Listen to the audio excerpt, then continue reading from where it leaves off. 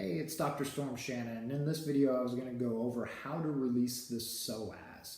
The psoas is your upper hip flexor muscle, sits deep and right on top of the lumbar spine, actually has attachments into the discs as well as all the way up into the diaphragm. Most people think of their hip flexor just down here, but it actually runs all the way up and attaches into the diaphragm.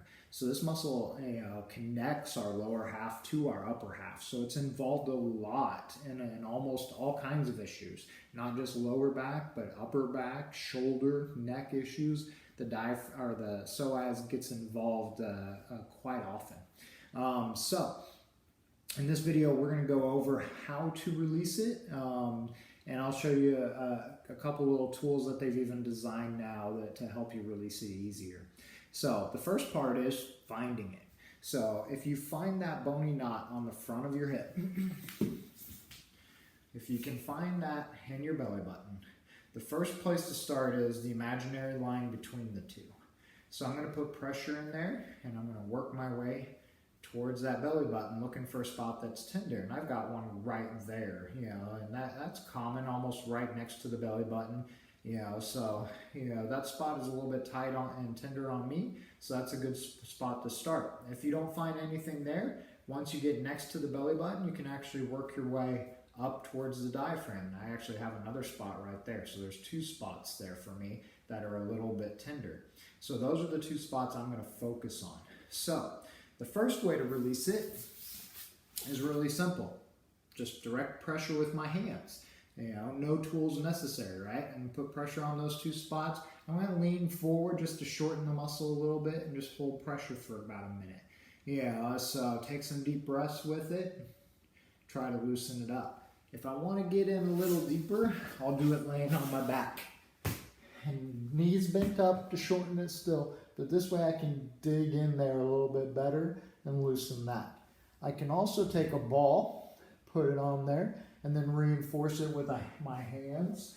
Or if I've got a weight, I can put the weight on top of the ball and push it down in there. Or I can use just the weight itself in there.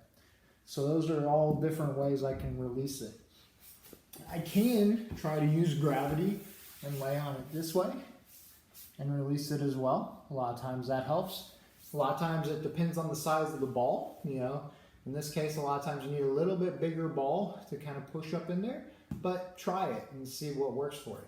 So all those ways are ways you can compress that psoas and get it to release. Once you find the spot, again, hang out on it, deep breaths for at least a minute. If you can go 2 minutes, even better, really helps open those hips up. But like I said, where did I put it? So here. They do make a device now to release the hip flexors as well. This thing is called a Psorite, P-S-O-R-I-T-E. You can find them on Amazon or off their website. But it's designed especially for runners. Runners tend to have really tight hip flexors, but it works great. So if you have consistently tight hip flexors, psoas issues, this is a great tool. With it, you can release both sides at the same time, just finding those spots again, on each side, and then laying on it and putting the pressure directly in there. If I only need to work one side, then I just move over and I just use one prong to put that pressure in, and I hold that pressure, again, deep breaths, for 1 to 2 minutes to get that to loosen up really well. All right, guys, so try that, see if that helps. That psoas, like I said, is involved in a lot of different issues, especially if you have some chronic low back problems. I would definitely try this, see if it helps open up your hips, take some pressure off of your back.